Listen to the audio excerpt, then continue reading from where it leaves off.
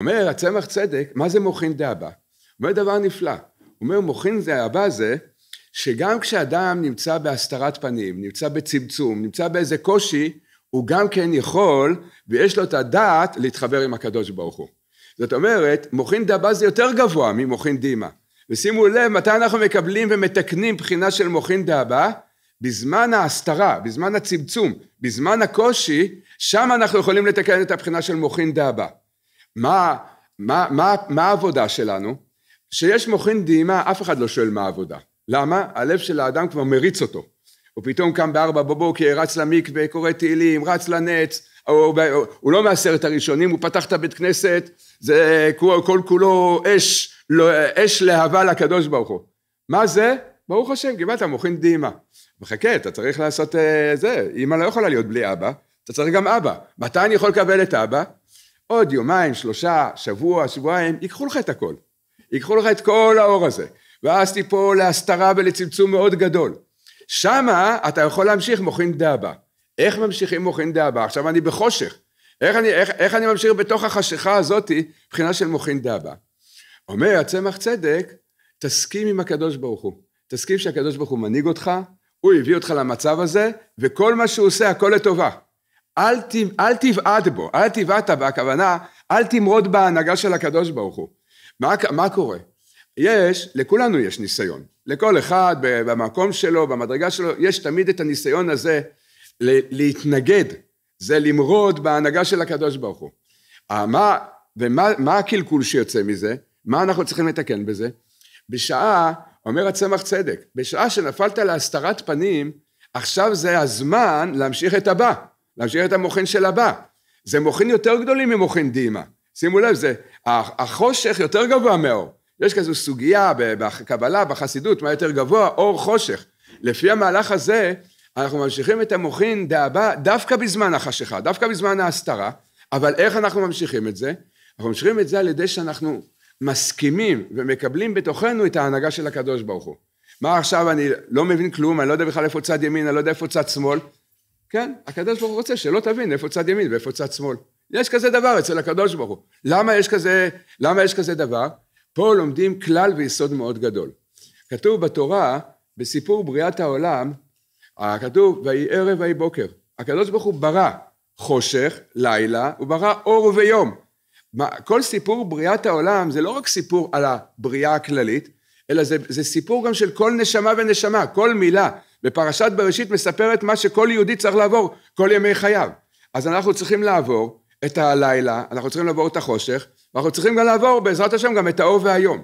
אבל, אומר הצמח צדק, זה חידוש מאוד גדול.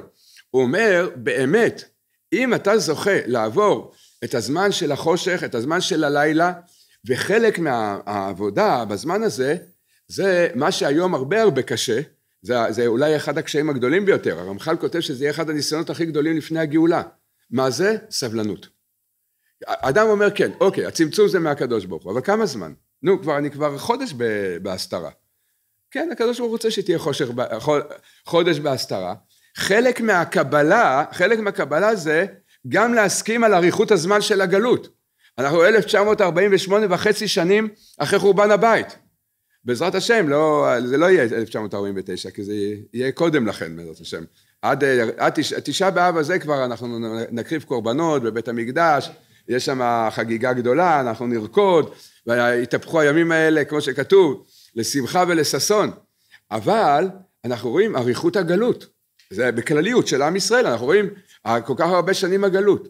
כך גם נלמד לעניין הפרטי שלנו, שצריך לעבור כל כך הרבה זמן, וצריך סבלנות.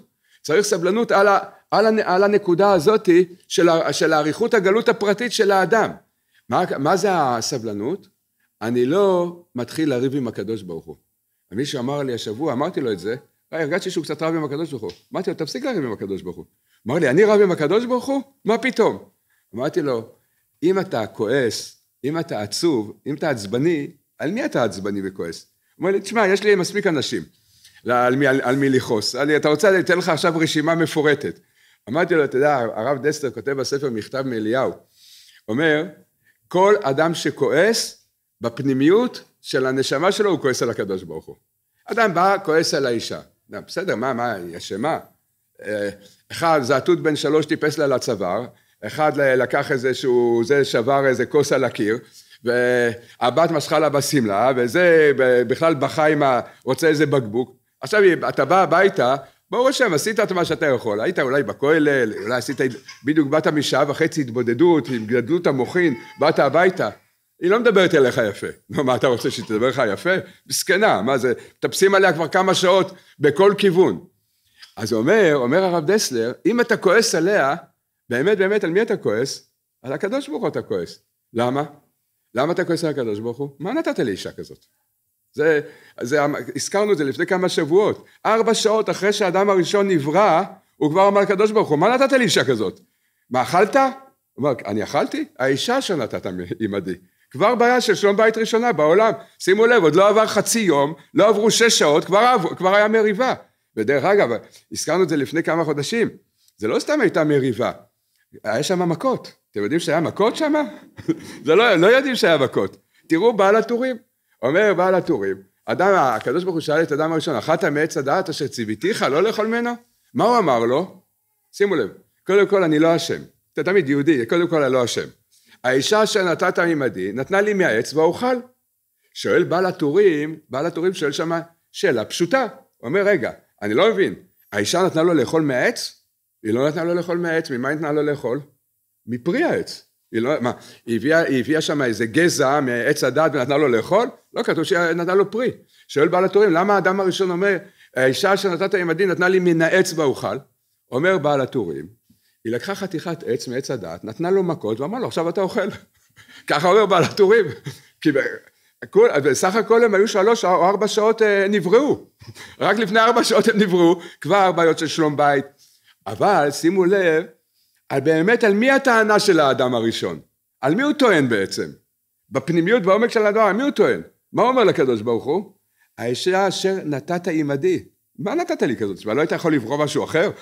אתה הכל יכול, אני יודע, אתה הכל יכול, אני בגן עדן, אני רואה מסוף העולם עד קצהו. היית בורא משהו יותר נוח. זה מכאן, אומר הרב דסלר, שבאמת כל טענה שיש לנו, צריך לדעת, בשורש זה על הקדוש ברוך הוא. לכן, העבודה שלנו זה ללמוד, זה לימוד, זה כל החיים שלנו ללמוד את זה. זה התנא הגדול, רבי עקיבא, כל ימי חייו למד את הנקודה הזאת. זה היה העבודה שלו כל ימי חייו. כל מן דאביד רחמנא לטב אביד. כל מה שהקדוש ברוך הוא עושה הכל לטובה. זה, איפה זה מתגלה הדבר הזה בתוכנו, שאנחנו יכולים לקבל ברגיעה, בשמחה, בשלוות הנפש את ההנהגה של הקדוש ברוך הוא. בוודאי שכולנו לא נמצאים בתכלית, אבל אנחנו לומדים את הכללים.